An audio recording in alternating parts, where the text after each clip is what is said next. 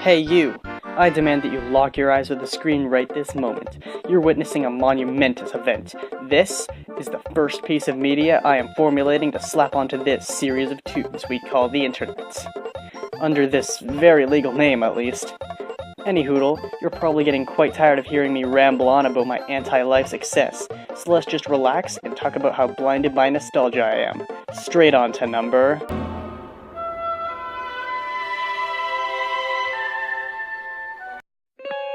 You know, I've always wanted to run a town, all on my lonesome, and with 2013's Animal Crossing New Leaf, I got to partake in just that. Being a ripe little youngin' while playing this, I didn't exactly make it very, far in the game. I mostly just had my fun doing side quests and making memories with the various villagers in the game. Now, time to figure out who this Isabelle character is.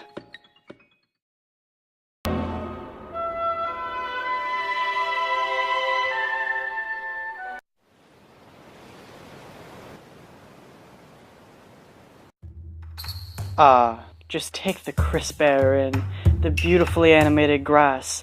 That is the Breath of the Wild. 2017's The Legend of Zelda Breath of the Wild quickly became one of my favorite games of all time, just from the sheer scope of its world.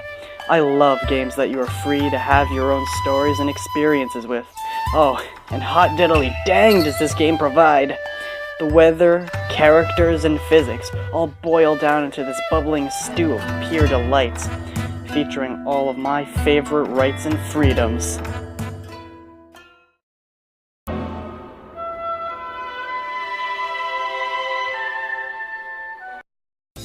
I can tell you right now, with outright certainty, that this list is not about which games are the highest quality. That brings us here, to the fastest and slowest paced game of 2008. I played the Wii version of Sonic Unleashed, and loved the heck out of it, even if it did bring up some questions to my young, frail mind. Namely, what is a werehog, or why is a werehog?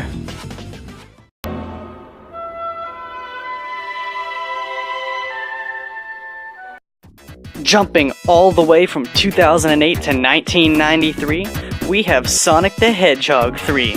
A marvelous blend of musical personality and the idea that bonus stages can actually be fun. Seriously, there were no good bonus stages before Sonic 3.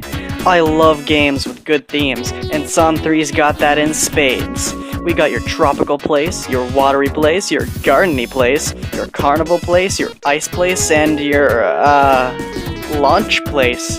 Yeah, game of the year.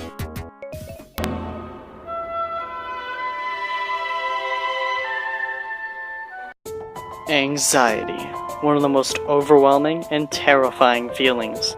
Many, including me, struggle with coping with our daily anxiety, which is why Celeste, one of the most brutal yet charming platformers of 2018, is on this list.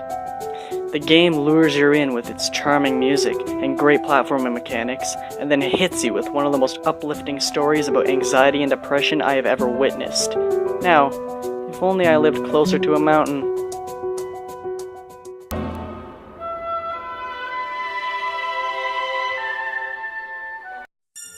Oh, hey! Controversy. Again? Mario & Luigi Dream Team, a scarily solid Mario & Luigi game so scarily solid that diamonds cower in fear at its presence.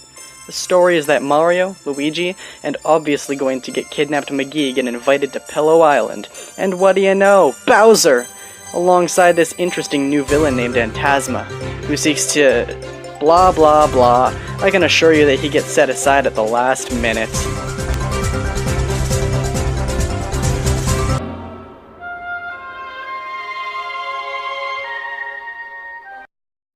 Space.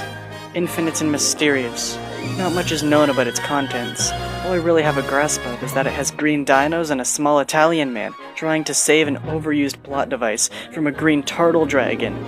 Super Mario Galaxy 2, my favorite game on the Wii, and the very first game I ever completed to absolute 100%.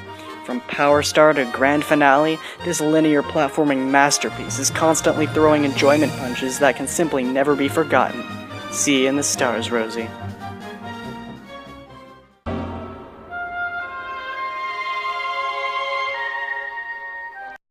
Super Mario Bros., Super Mario Bros. 2, Super Mario Bros. 3. Surely this series was going somewhere, right? Well, my dear friend who is clearly stuck in the 80s, you would not be mistaken. 1990's Super Mario World takes all the mechanics from the first and third installments and milks them for everything they're worth, creating a surprisingly difficult, yet rewarding platform with excellent pacing and hundreds of secrets for you to sink your fangs into.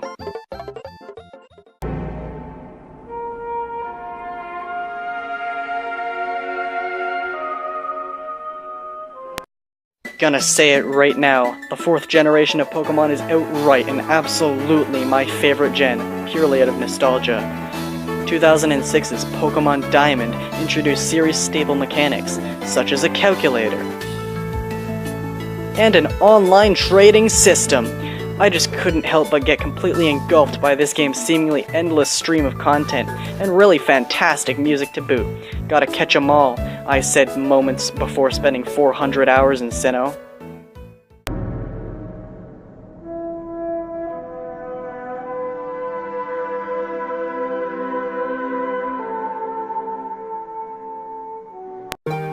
Illness, betrayal, a story about avenging the lost, climbing back to the top after having everything taken away from you. Mario and Luigi, Bowser's Inside Story is a tale covering all of these topics and more, taking place in the most creatively diverse rendition of the Mushroom Kingdom the series has ever seen. It might not quite be on the levels of Final Fantasy VII or Fire Emblem, but Bowser's Inside Story is an RPG damn worth your time, having self-aware humor and a surprisingly deep story for the subject matter it has to work with. Also, Bowser gets his sarcastic, gritty personality from this game. Cheers to that! All things must come to an end. I would love to add a 0th spot to this already too long list, but that wouldn't make any damn sense. So you're stuck with this. I sure do love hearing myself talk. See you in the next video.